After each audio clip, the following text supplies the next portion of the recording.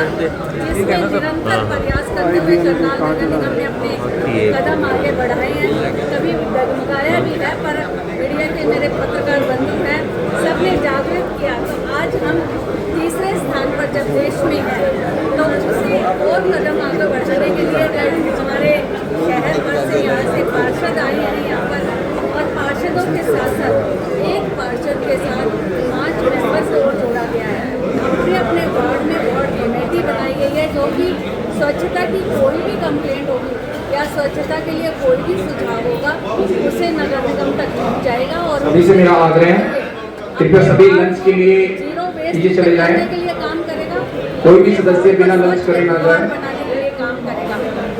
उसी के निमित्त एक यहाँ पर मीटिंग जो हमारे सदस्य बनाए गए हैं, सदस्यों की रखी गई, उनको सारी जानकारी साझा की गई कि किस तरह से उन्हें अपनी कमेटी में काम करना है, किस तरह से कंप्लेंट को अपने दर्ज करना है और उसको रिजोल्व करवाना है।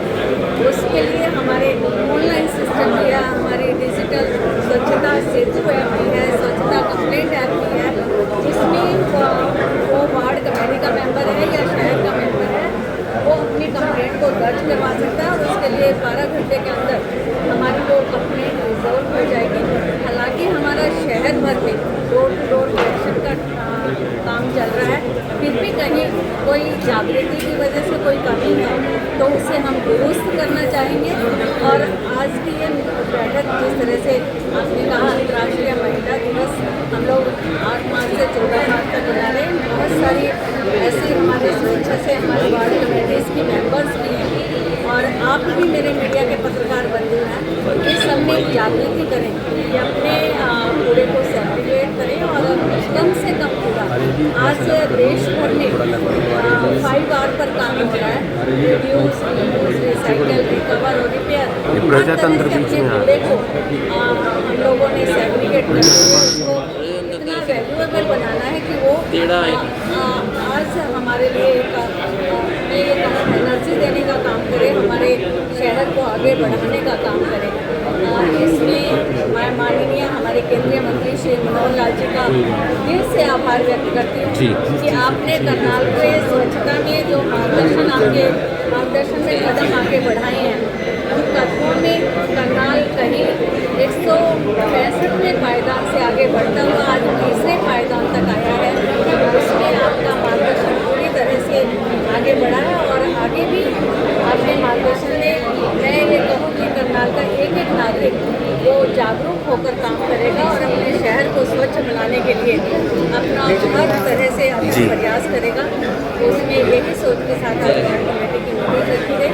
और मैं आपको बता दूँ, मैं सभी वार्ड कमेटी के यहाँ पर सदस्य पहुँचे, कुछ पार्षद व्यक्तिगत कारणों से या उनकी मौजूदगी किसी के घर में शादी है, 2 लोग नहीं आ पाए हैं, तो एक नई सोच यहाँ पर नजर आई है। मुझे लगता है इस सोच के साथ अपने शहर को आगे बढ़ाने के लिए 2025-26 का जो सर्वेक्षण होगा उसमें हमारे कदम बहुत ज़्यादा मजबूत होंगे और हम लोग पहले स्थान पर। मैम, एक बहुत अच्छी चीज़ देखी जा रही है, छोटे बच्चों को भी इन्वॉल्व किया गया है, पहली बार ऐसा होता है।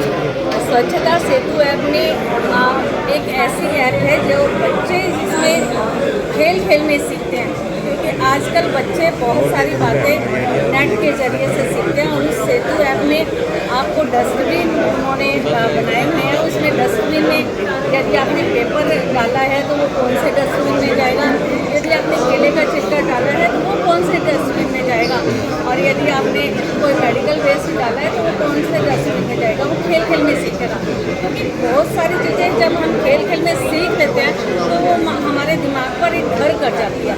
और जब हम उस कूड़े को डालते भी हैं तो हमारे जब जो हमारे दिमाग में चल रहा होता है वही हमारे हाथ काम करते हैं। तो बच्चों को ये सिखाने का एक प्रयास कि आप लोग अपने कूड़े को कहाँ कौन से डस्टबिन में डालना है, ये इस सेतु ऐप के माध्यम से है। और एक और अच्छी बात इसमें है कि बच्चों को एक मौका दिया है। पेरेंट्स बच्चों को हमेशा डांटते हैं और बच्चों को सभी से मेरा निवेदन, जो भी मेंबर खड़े हैं वो कृपया, खाना लग गया है तो खाने चलान करवा सकते हैं। आपने उसमें चलान की भी पॉलिसी है कि वो चलान करवाएगा तो उसे भी नगर निगम की तरफ से सम्मानित किया जाएगा। सम्मानित इसलिए नहीं किया जाएगा उनके पेरेंट्स को फॉल्ट कर रहा है, सम्मानित इसीलिए किया जाएगा कि उसकी जागरूकता से आगे देश का निर्माण होने जा रहा है, हमारे स्वास्थ्य का निर्माण होने जा रहा है।